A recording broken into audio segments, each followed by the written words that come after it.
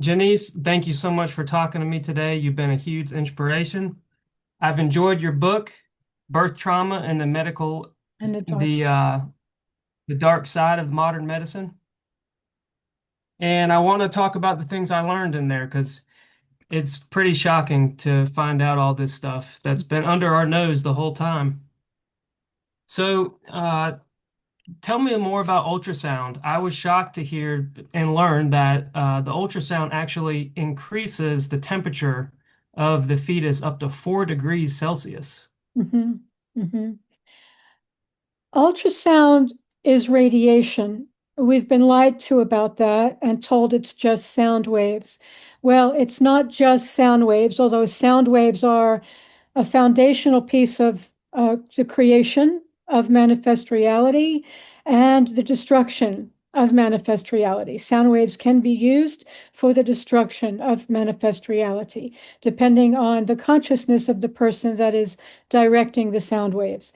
So, in the case of ultrasound, the radiation, and I want to stress the ultrasound I'm talking about is not the God created ultrasound that whales use or bats or dolphins to communicate, to echolocate their prey.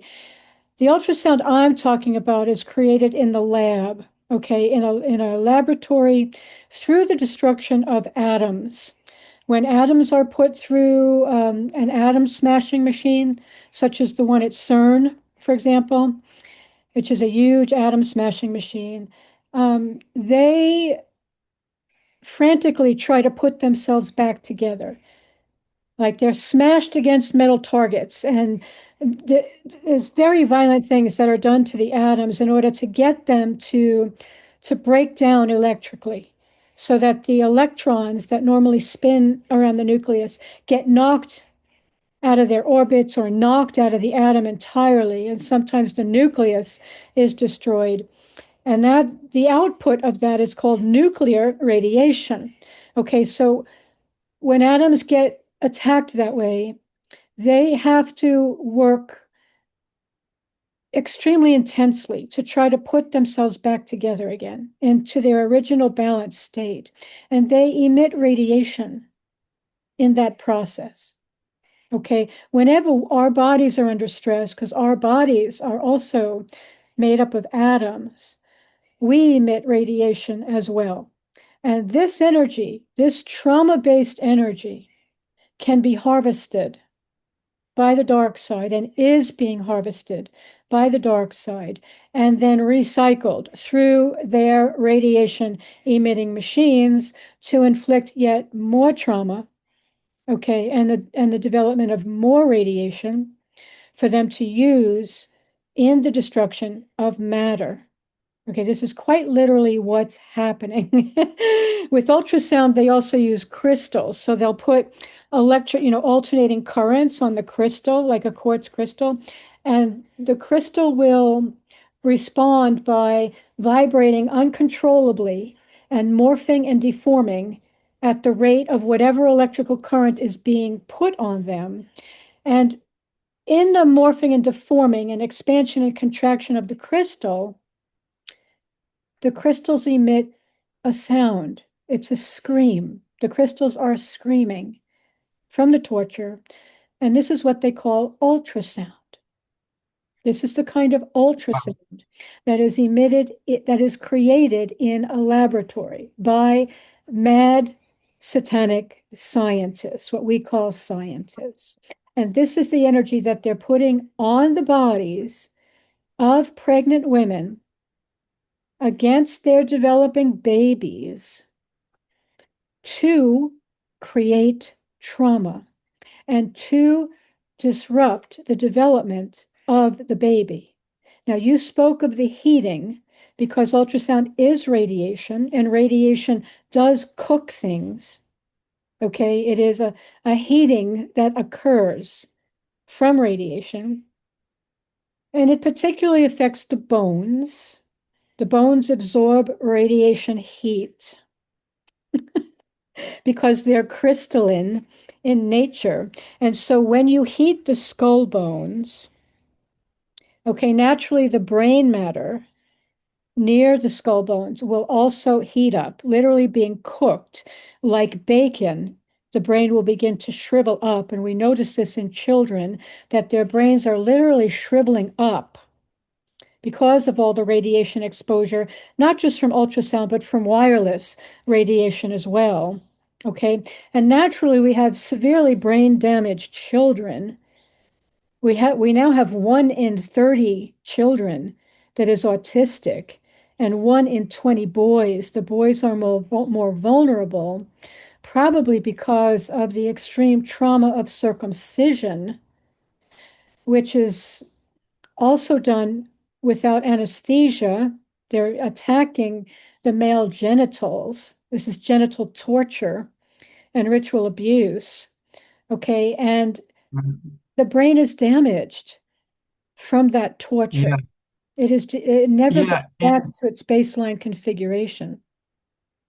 And what's amazing about that is I studied vaccines for many years, and I was only aware that the vaccines were causing the autism, and I had never thought about the possibility of ultrasound and circumcision and drugs during birth and all the other aspects that you've evaluated. Yes. And what's interesting about the ultrasound is that when the Mayo Clinic used a stethoscope and measured how loud the ultrasound was for the baby, they measured it at 120 decibels. And I talked to my friend about this, and he's a contractor in the construction field.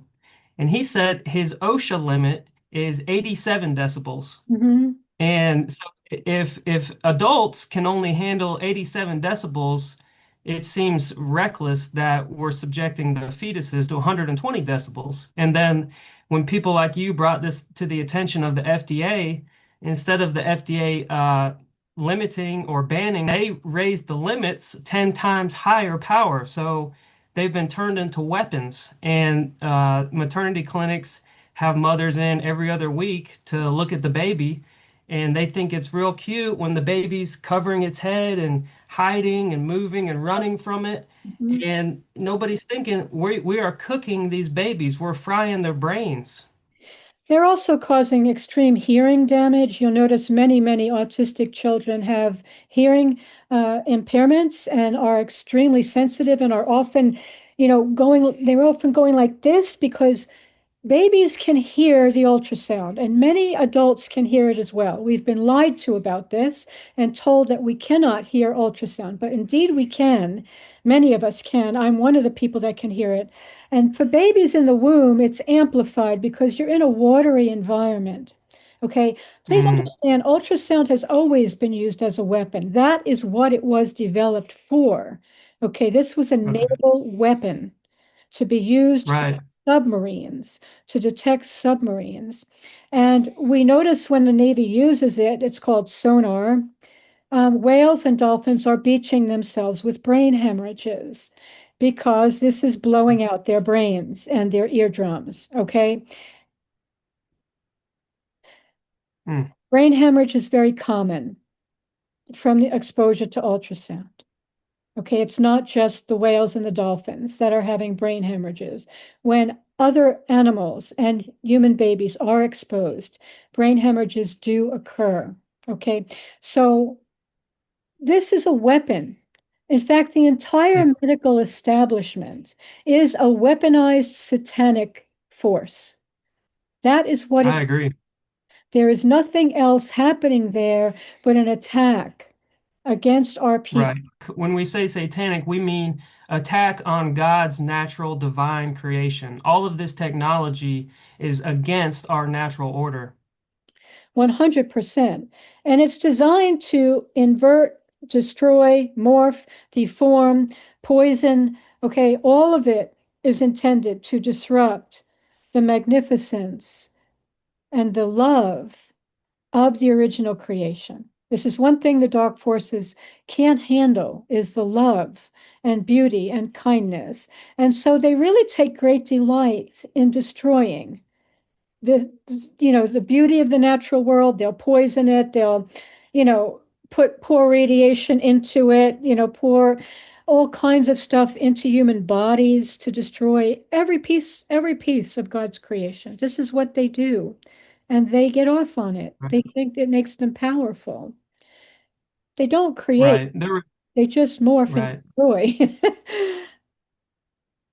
And I think it's a cycle of abuse. They were raised without love and they were abused, and so that's all they know, and they're repeating it through technology and the medical system. So let's take it further. So let's get to the birthing process. 95% of births are considered traumatic, and it's due to the cascading of interventions. And I found it interesting that you mentioned when a mother shows up to the hospital, they sit her down in a wheelchair as if she's disabled Mhm. and as if her baby is a pathology. So, As if birth itself is a pathology, as if it needs to be run by these demonic forces. right. Not. And I was shocked to learn that most births are artificially induced. They're not natural. They've been given drugs like Pitocin or Cytotec. And I was shocked to learn that these drugs are being used off-label and they are contraindicated to be used with pregnant women.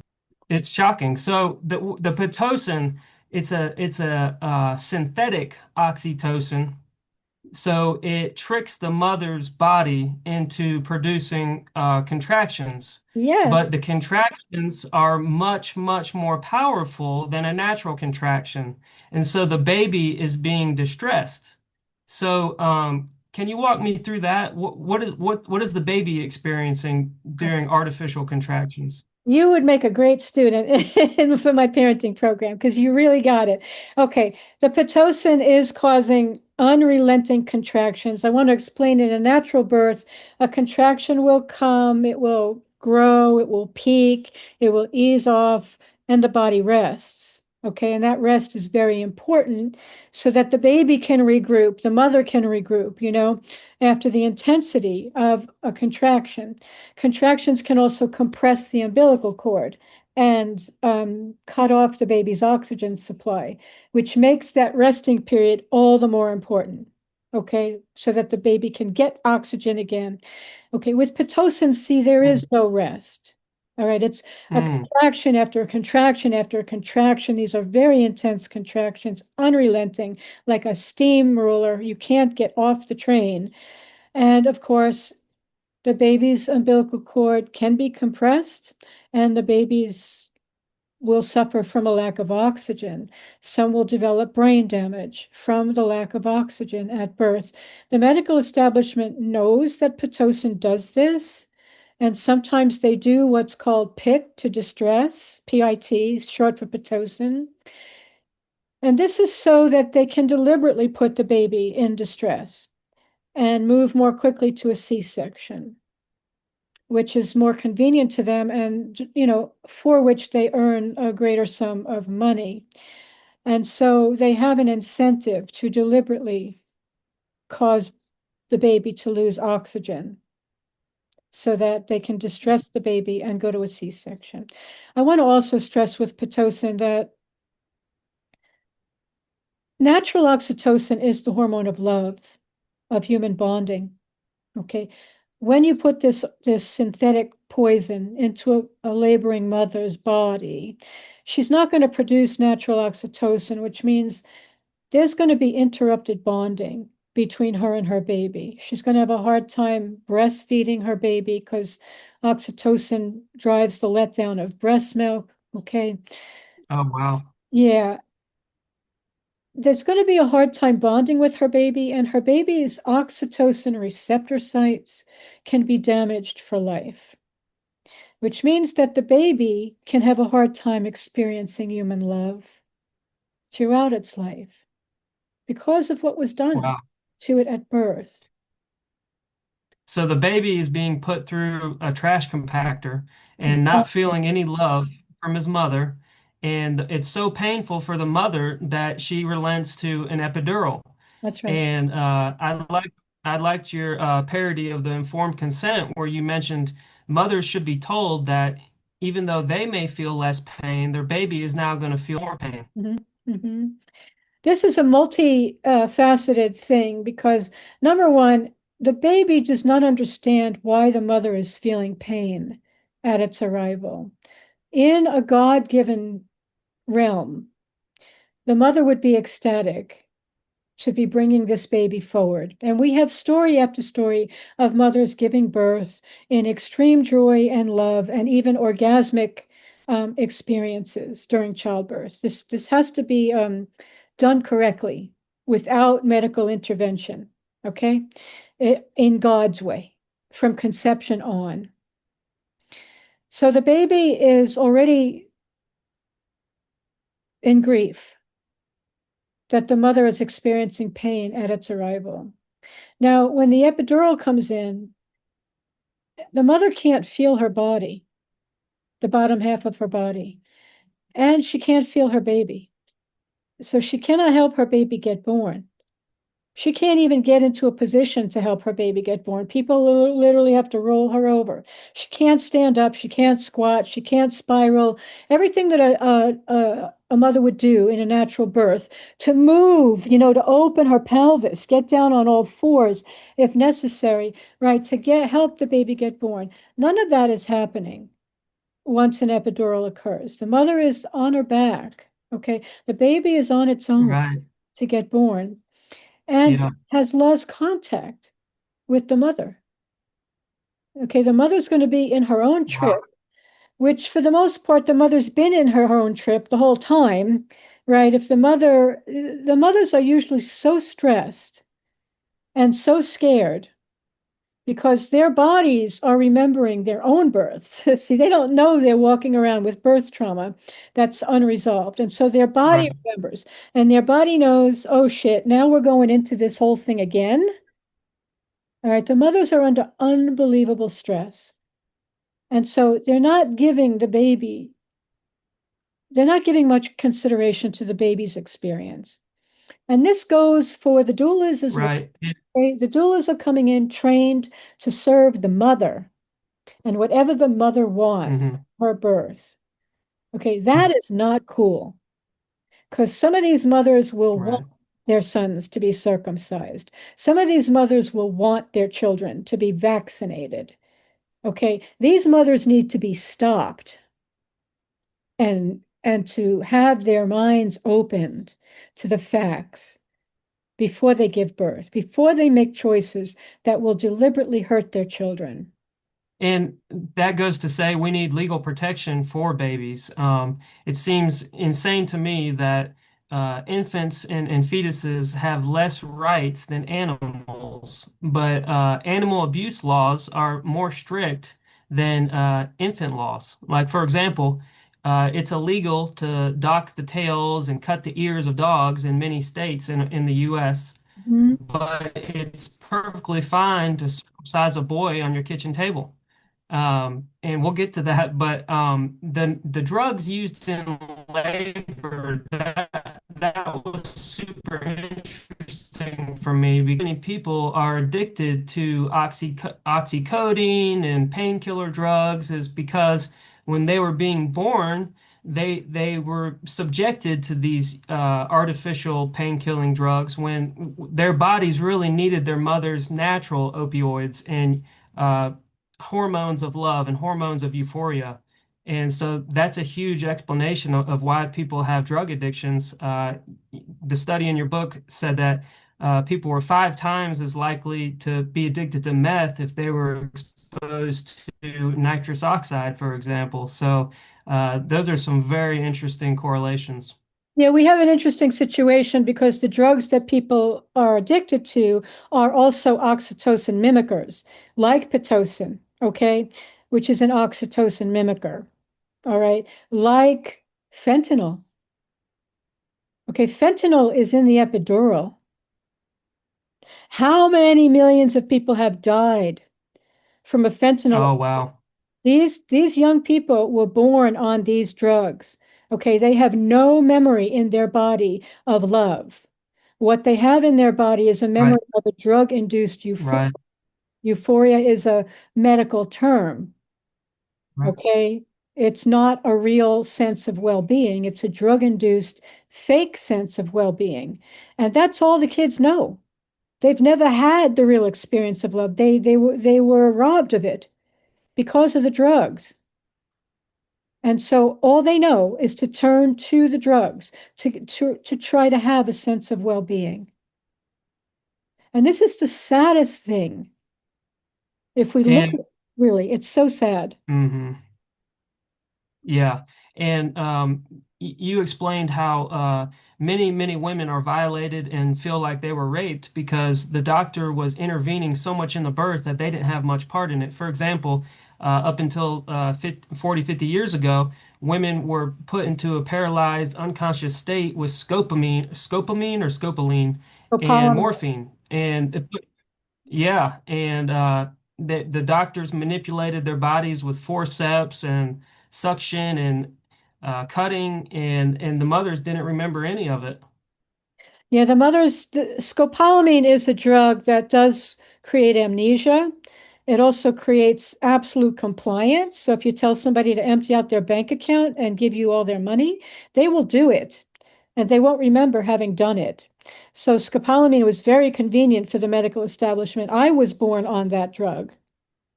I was Hmm. born in a twilight sleep. My mother was given the scopolamine and morphine.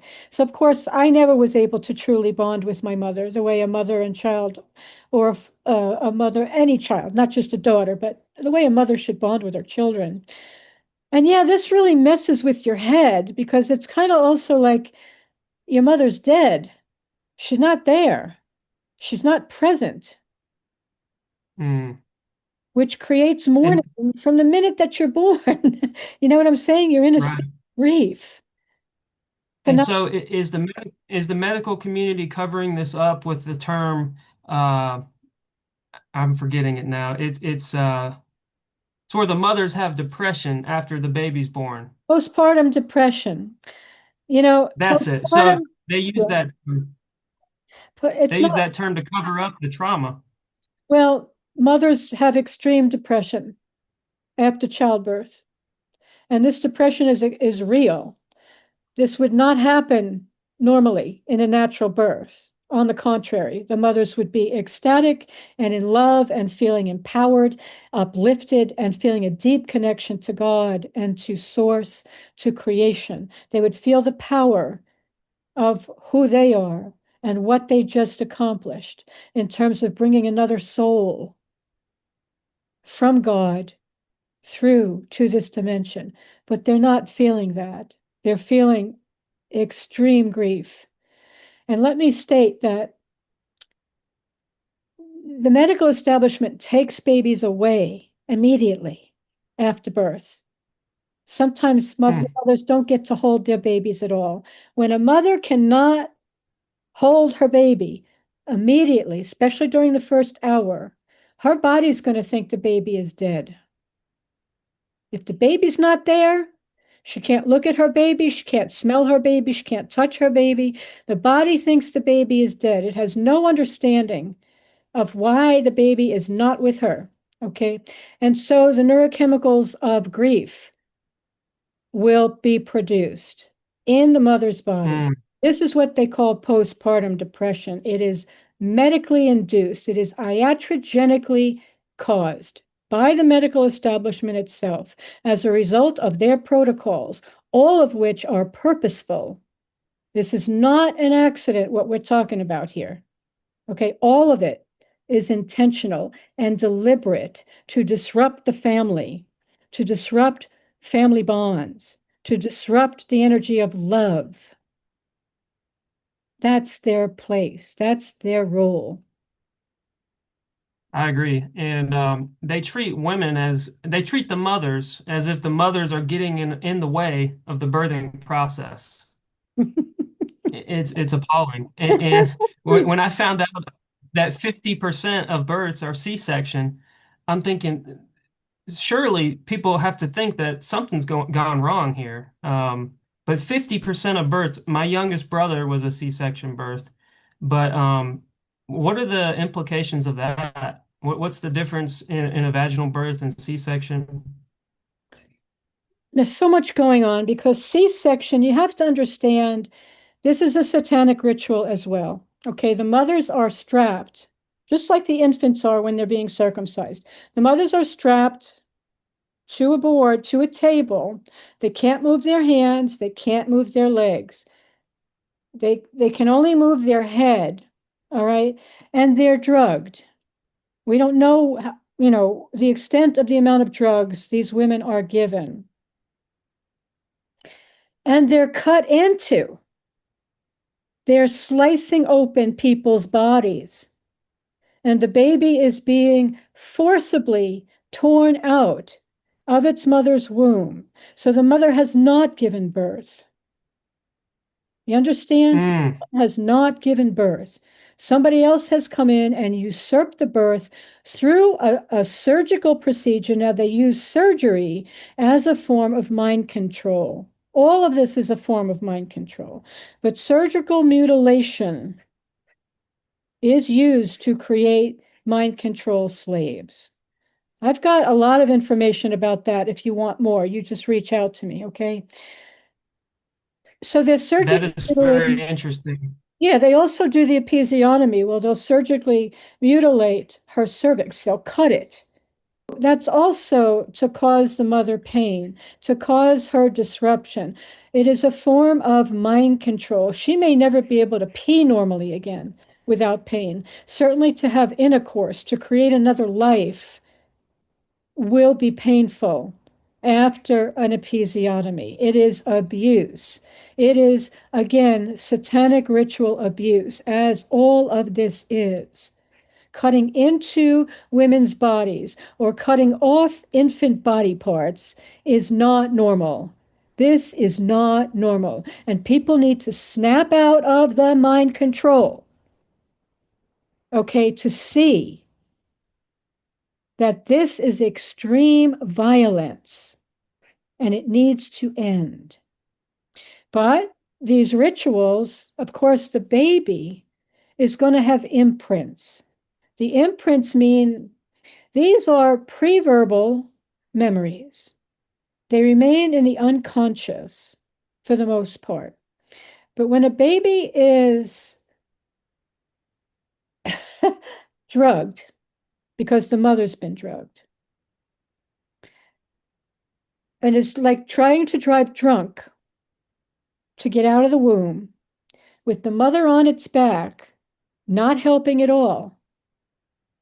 Okay? Sometimes there's a fetal heart monitor screwed into the baby's head so that every time there's a contraction, this thing is pulling and tugging at the baby's head. So that's pain. Mm. The contractions of the trash compactor, that's causing pain, cutting off the oxygen supply. I mean, this baby is going through major hell to try to get born. Yeah. And it doesn't, let me just finish this thought. It doesn't succeed. Okay, the victory of birth has been stolen through the C-section. So the imprints are going to be, no matter how hard I try, I can't succeed. No matter what I do, I just can't get it right. Somebody's got to come and save me. Somebody's got to come and Wow. this is an imprint because of what was done to this child at birth. And there's a lot more that goes on with C-section imprints, not to mention the extreme damage that's done through everything I just mentioned to the baby's brain, to the oxygen supply, to the gut bacteria, for example. You've got to come through the vaginal portal to have your mother's good bacteria, activate your own body as the baby, that you need that bacteria to develop a healthy immune system, for lack of a better term. Okay, all of this is missing. Wow. Plus, the baby is, understand this, babies are fully conscious beings and they communicate telepathically. So they know what these doctors are thinking. They know what these doctors are doing. They know they are victims of satanic ritual abuse. They can feel it and they can telepathically receive the thoughts of those. Not all doctors know what they're part of, okay? but many of them do. And the babies know what these doctors are thinking. And they also know they can't trust their mothers or their fathers to protect them because their parents are And undermined. that's part of the mind control, right?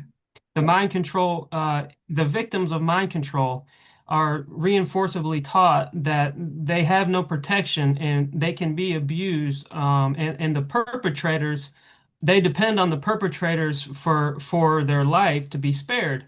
So it's the ultimate way of controlling somebody's mind to make them a slave. Really, I guess mind control is kind of like slavery in that sense because the 100%. baby's depending on the mercy of the person doing the crime. Exactly, doing the abuse. And then it's depending on the parents, but it already knows the parents won't protect it because the parents are under mind control. So Right. they don't have the instincts to protect their children.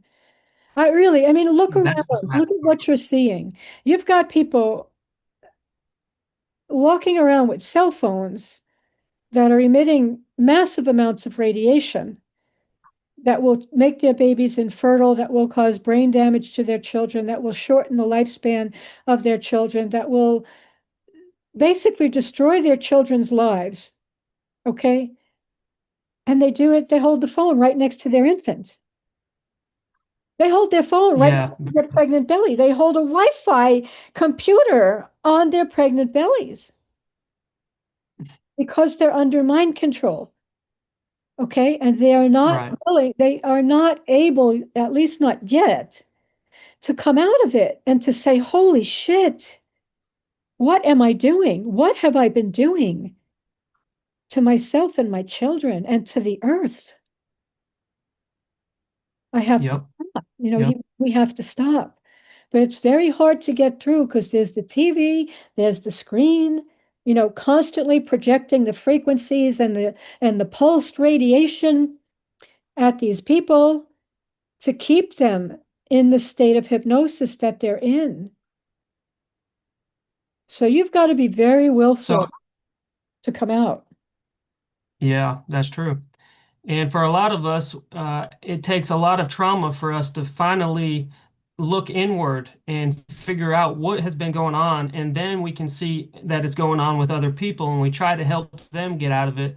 But sometimes it takes us reaching rock bottom to snap out of it. That's what happened to me. I don't know Me too. if you got to the part of my book where I tell I my, finished it. yeah. So that's what happened to me. It was the death of my daughter.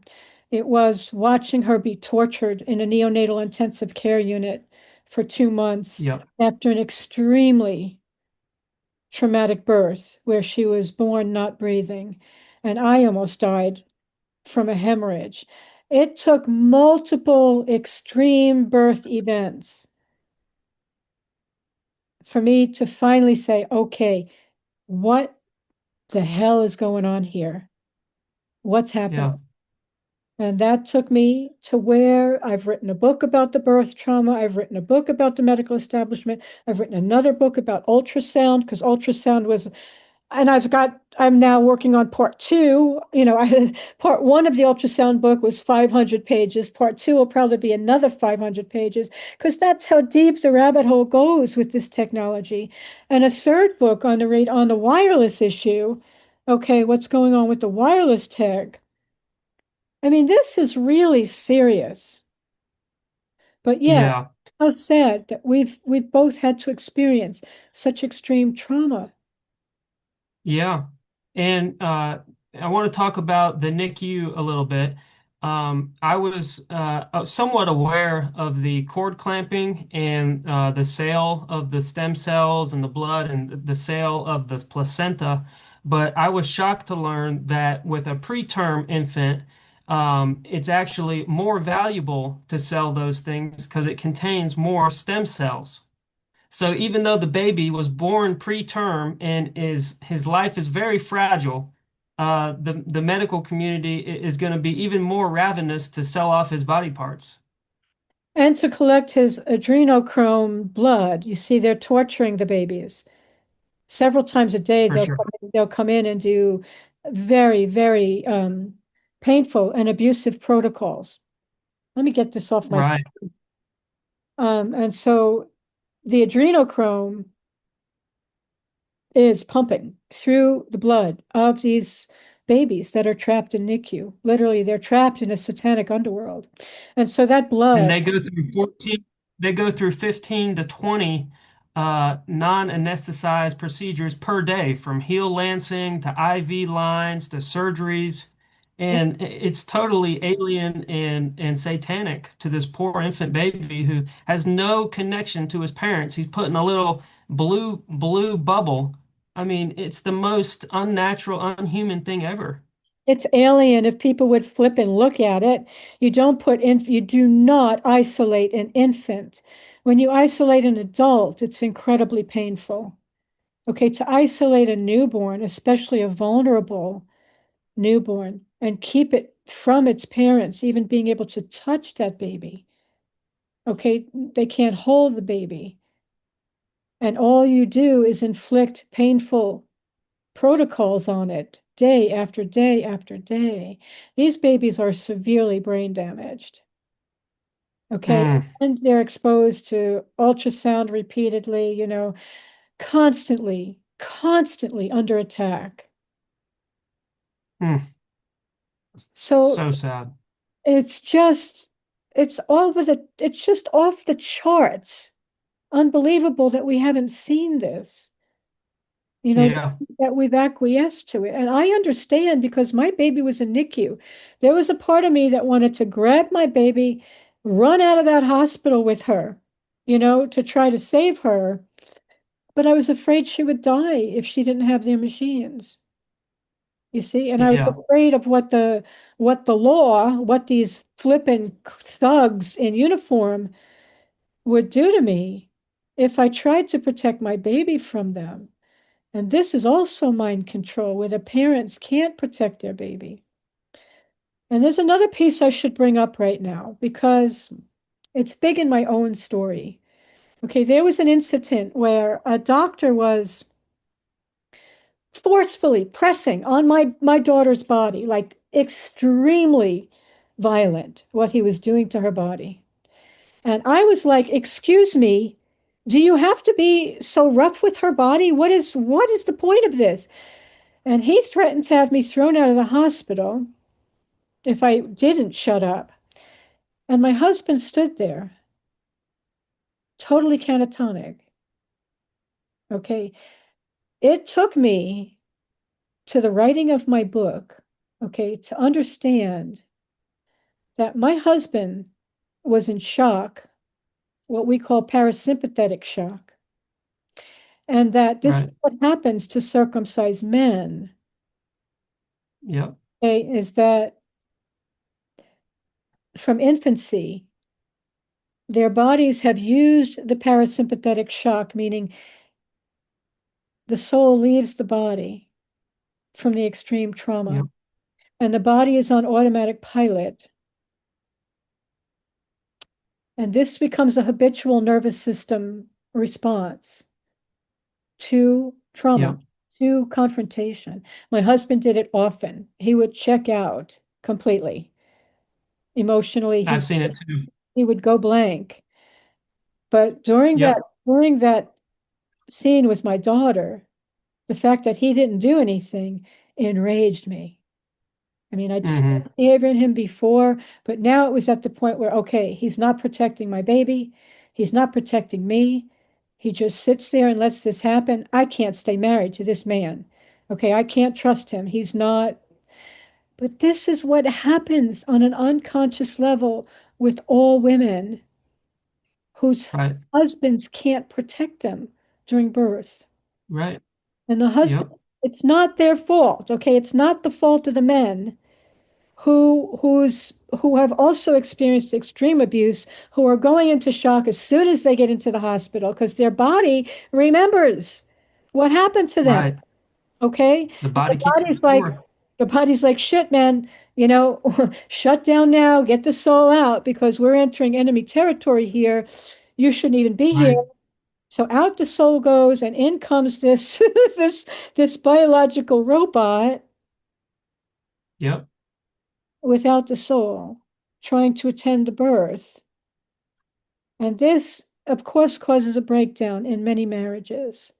It's on a very unconscious level that the mother feels she can't trust him, and from then on, the marriage is downhill, and it's Right, sad. It's another very, very sad component of this whole thing. right. So it seems to me that their evidence-based medicine, well, all the evidence is pointing to it's an intent to destroy our familiar connections, our bonds to each other, our love, our capacity for love. Exactly. Yeah, there's plenty of evidence for that. Yeah, This is evidence-based medicine, friends. The evidence is we can inflict serious harm on babies, on mothers, on fathers, and on families. And isn't that great for people who want to take control of your life that's right. and of your world? Yeah, Yes. exactly. That's what they mean by evidence-based. And is that I think that's why they carry the rod of Caduceus, the protector of liars and thieves. Yep. And it's amazing that anybody doesn't look up on Wikipedia what that means before they go through the doors. Well, they should see the serpent on the caduceus. They should see the Luciferian wings. That this is a Luciferian cult. Lucifer being God's adversary. Lucifer, Right. Lucifer, the being that wants to be worshipped as if he is God, and that is being worshipped as if he is God by the Luciferian cult that controls the medical establishment and the government and the schools and every institution in our society. Yeah. Okay? The police, all of it, the military. These are Luciferian Yep. cults from start to finish. And we can identify them with their symbols. I mean, the police have the pentagrams, That's right. the medical community has the rod of Caduceus. I mean, you can see them by their symbols. And even by the name, if you think about it, the judicial system and the education system, okay, it's hidden in the language by the manipulation of Hmm. the sigils. Interesting. Okay, but it's when you start to see, you'll start to see it everywhere.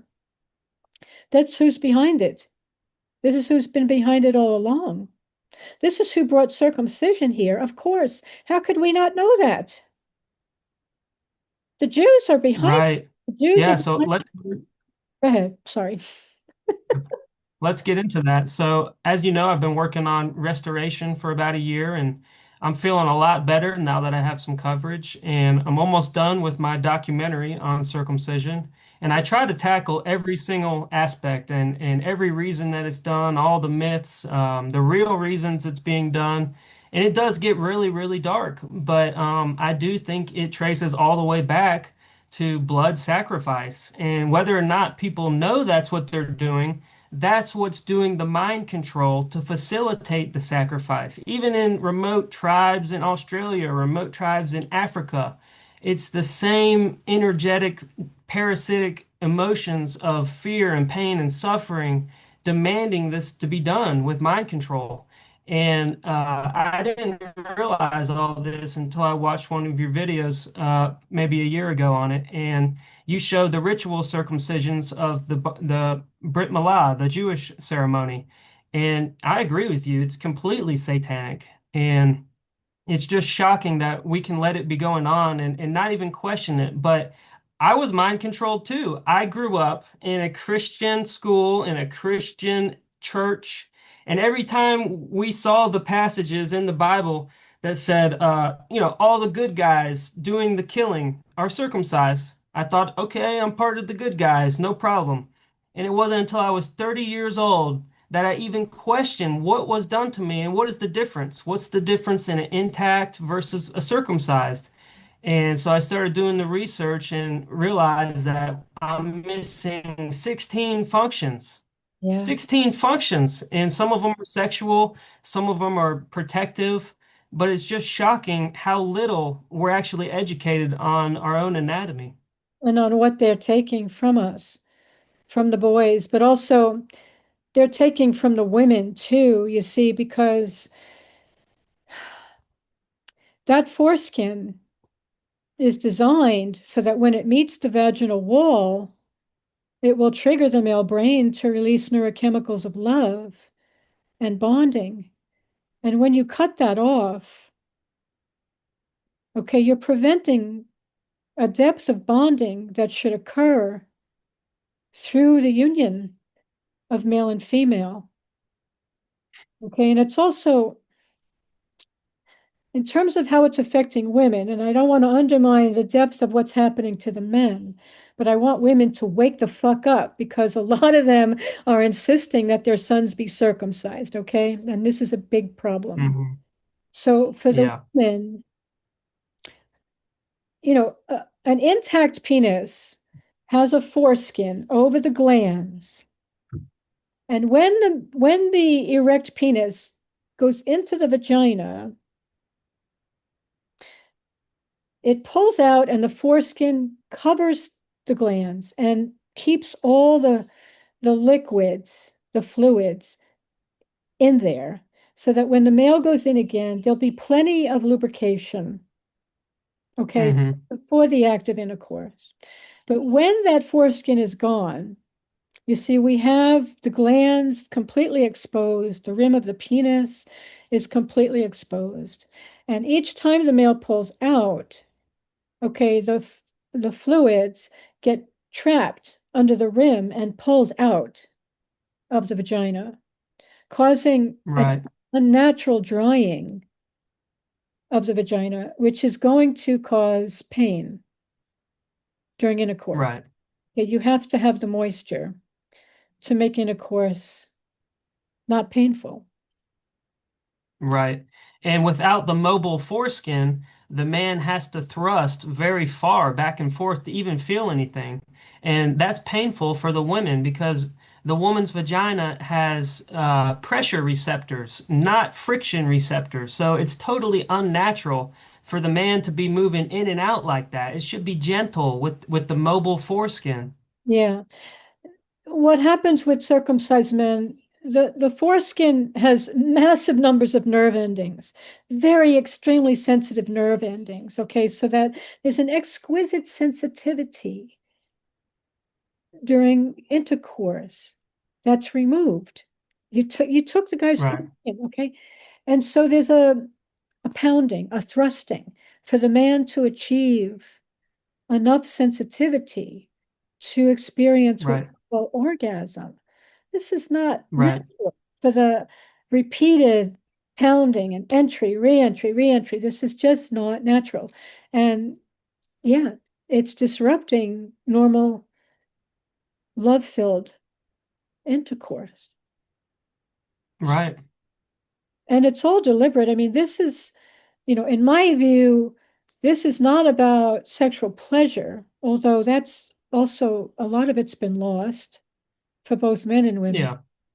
But it's about the creation of life and what you're doing to make that experience painful, Right. to make it And non. with ritual Go ahead. right. And with the ritual circumcision in the Jewish tradition, they do it on the eighth day. The eighth day is the first puberty of the boy. For 21 days, he goes through his first puberty, and all those hormones descend upon his genital organ.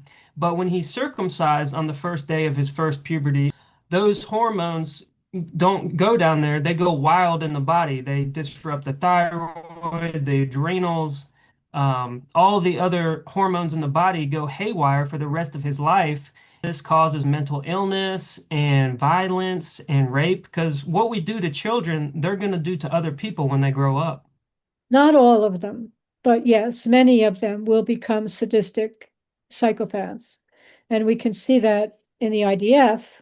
We can see that Right, all over the place right now. These people are completely insane. They're diabolically right, insane. Okay, even to be able to do this to infants is diabolically insane.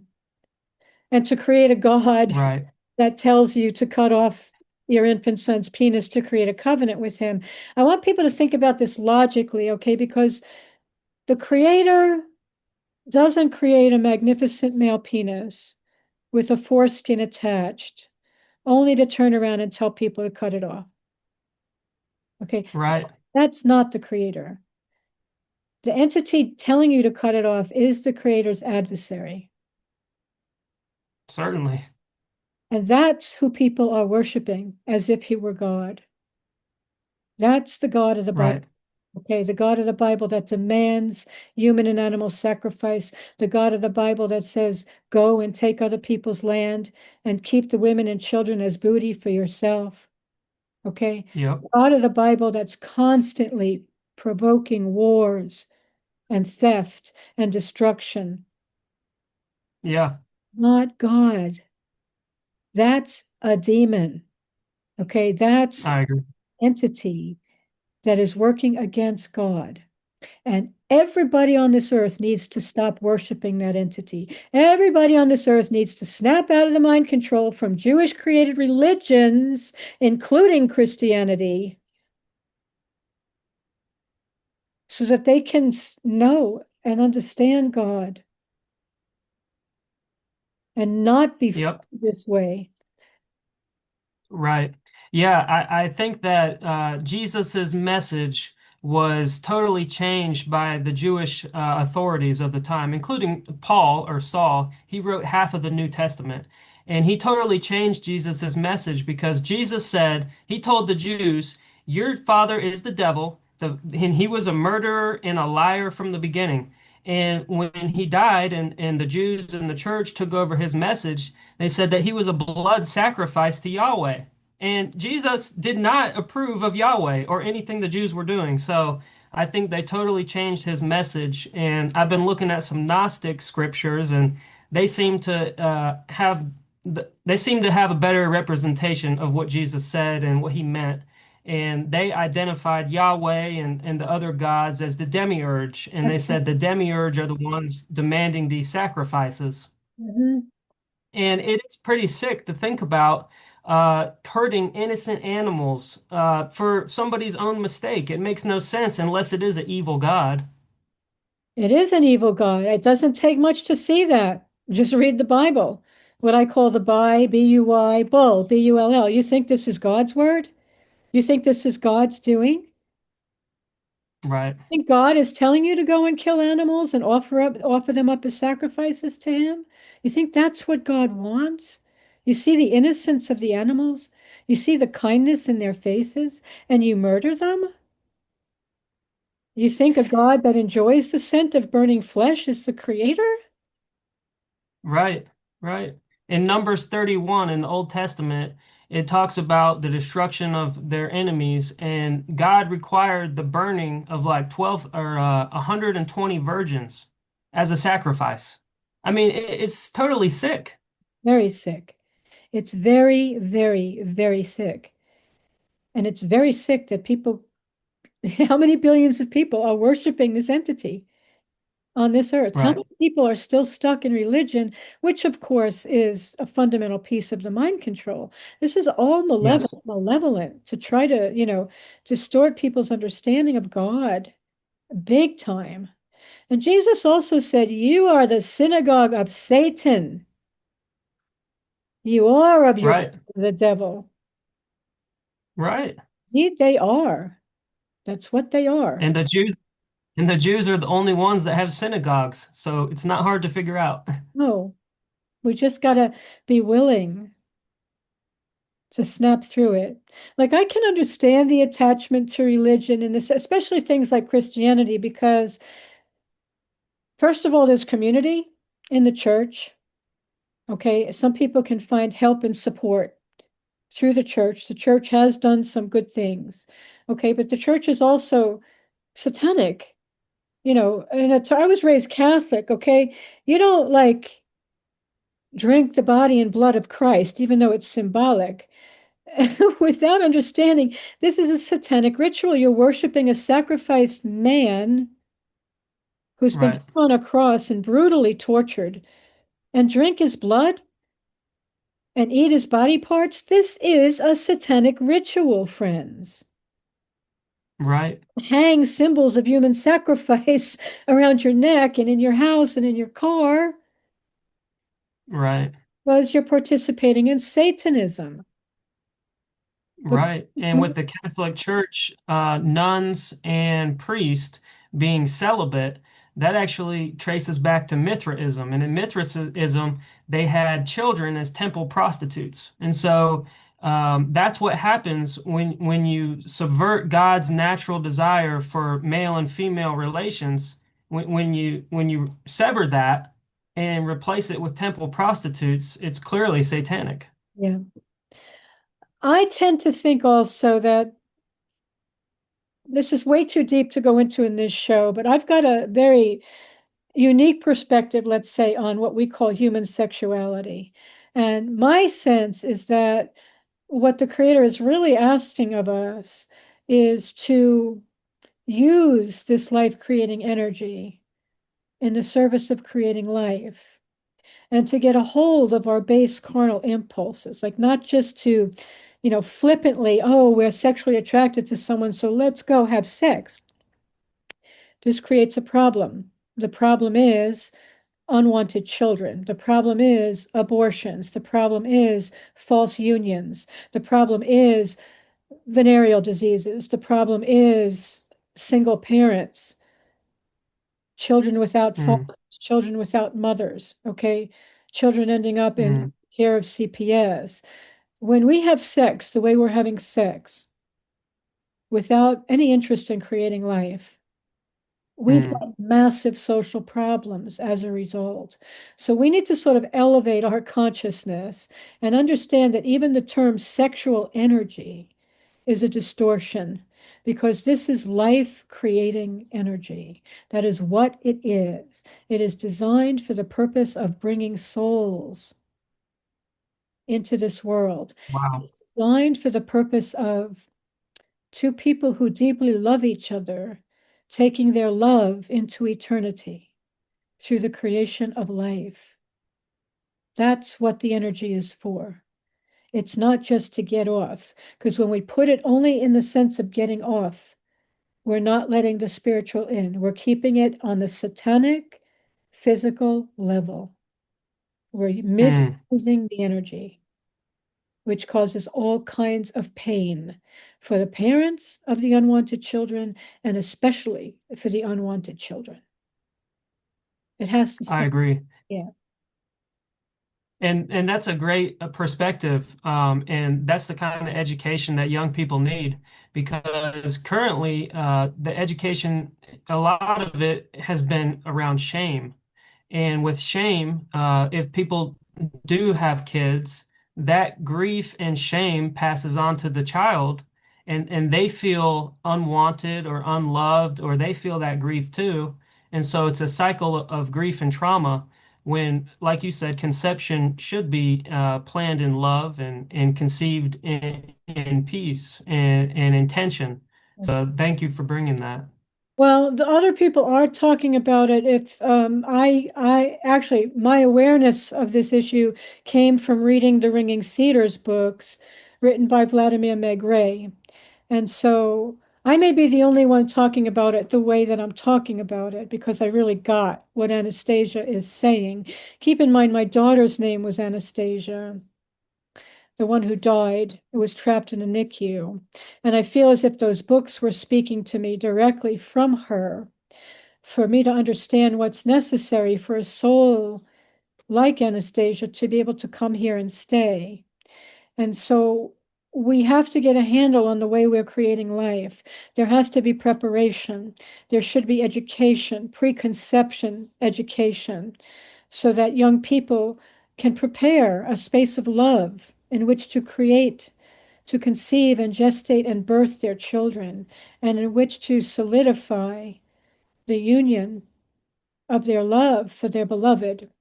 There has to be a space of love on this earth created by the two of them. The Ringing Cedars Brooks brought all of this home to me about how much we're missing.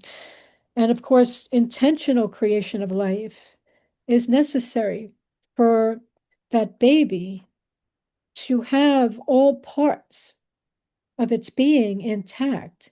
Because once you bring a baby in just from the physical, just as a side effect of fleshy indulgence, Mm, Okay, that baby's link with the divine mind is immediately broken because you haven't brought God into it at all. You've only brought fleshy indulgence, a desire to get off. Okay, so we see the effects of having our link Mm. with the divine mind broken. We see the pain. We see billions of people striving for spiritual connection with God, for a spiritual understanding. In places like Christianity and Judaism, they're not going to find God there. Mm. That's not where you find it. And we've only lost it because of how we came here, because of the lack of consciousness of our parents. And I can't blame the parents. They were born this way. They were born without awareness, without consciousness. My parents were born in hospitals, probably yours too. You're younger than me. Okay. And so they're deliberately trying to break our link with the divine mind through the torture, through the trauma, through the abuse. Okay. All of this is designed to separate us from God. And there's only one way to recover at this point, which is through our children, right? To do the right thing, to bring children here in the right way. This is the healing. Mm. The healing of our earth comes through this. And I have a whole curriculum, a 20-week 20-week parenting program for this exact Yes. purpose. And if I get, 15 students, that's a lot, which is a fucking pity. Excuse my mouth. Nobody's talking about, they're all telling the young people, have sex, have safe sex, use a condom. Yeah, put a piece of plastic or rubber on your penis and take that life-creating potential that you just spewed out into this piece of plastic and flush it down the toilet or throw it in the trash. You want to talk about giving Mm. God the big finger and saying, I don't care about your life creating. Mm. I just want to get off. Okay, this is a big problem. And this is what the children are being taught to do by the adults. Use that condom, use your, birth control. Whatever you do, don't have children. Don't help God. Don't help Mm. God. Don't help fulfill the divine plan of bringing love back to this earth. Or do it. Go to my website. Go to birth, Wow. go to birthofanew Well, dot com. Right? Go to birthofanewearth.com. Go to the parenting program. Look, read, feel. Feel what I'm saying. Feel what's being said on my website. Read my books. Understand the depth yeah. of what I'm trying to communicate. And thank you for giving me this opportunity to try to communicate it to more people. Well, you've really connected with me. Every time I read your book, I felt like it was speaking to me and my pain. Even stuff that I didn't know that I was hurting about. But I went through a traumatic birth. All my siblings did, and I think by me working on my trauma, I can help my mom because Yeah, she went through a lot of trauma too. yeah, And because we're all connected. So by working on me, I can help all my family members in my community at large. yeah. And I want to let you know that my birthday is Anastasia's last day, July 14th. And I felt a connection to her and Oh, you as well. And um, yeah. wow. So, yeah, I've seen a lot of, I don't call them coincidences. I call them synchronicities because I think they're here for a reason. And it helps me know I'm on the right path. Yes, right on. Right on. I'm so glad to connect with you. And, it brings a remembrance to me that there is an intelligence behind this that is loving and trying to bring people together to an understanding of how far-reaching that love really is. And that all the shit, all the hell that we've been through, okay, it will come to some goodness. It is for the purpose of goodness. And I don't know exactly how that looks because I'm still in the struggle, like most people, you know. But I just Mm. know something will happen to bring that goodness here for us. And certainly, if we're willing to have children and to understand how to do that and to prepare for that and do it in the right way, that can help us heal too. To give birth to children in the right Yeah. way. You know, birth is such a magnificent Yeah. event, the mother and the father and the baby, and any siblings that might be present. So there's a real opportunity here for us to take it back, to take love back. Yeah. Yeah, that's huge. Yeah. Uh, my younger sister just had a baby and I'm really proud of her. And she's also healing the family by changing by breaking the cycle of abuse. So that is huge that we can put these generational traumas behind us and start new in love. Did she have a home birth or a birth with a midwife, or how did it go? Most of it was at home. After 36 hours, they had to go to the hospital to rotate the baby. And she got out of the hospital within, I think, 8 or 12 hours, and no shots, no circumcision, nothing. So they're still at home, and they're both doing really, really well. Let me say that if your sister had done any work to heal her own birth trauma before she gave birth, she might not have had that 36-hour thing happen. Okay, this is something midwives Mm, need to start bringing up as soon as they have their clients come to them. What was your own birth like? Okay, is there any trauma? mm, Is there any trauma here that needs right. to be worked through before you give birth? Because if you work through it before you give birth, that birth can happen like a song. And this is also part of the work that I Mm, do, the healing of birth trauma. And the fathers need to be part of this because the fathers are carrying trauma too, massive. And so they're part of the birth. yeah, And so the fathers need the healing too. So yeah, if we can deal with this, things can totally transform. In one generation, things can transform. that would be awesome. Thank you so much. Thank you I so really enjoyed talking to you today. Ditto, brother. Good to know you. Good Great to to meet finally you. meet you again on this side. Let's, Right? Know we know each other from the other side, but when we're in physical bodies, it's good when we finally meet each other again on the physical plane. Wonderful, wonderful to reconnect. that's right. Long lost friends. Yeah. God bless you, Jeff. I hope we Thank see you. each other Talk again. to you later. Okay, hon. Bye for now.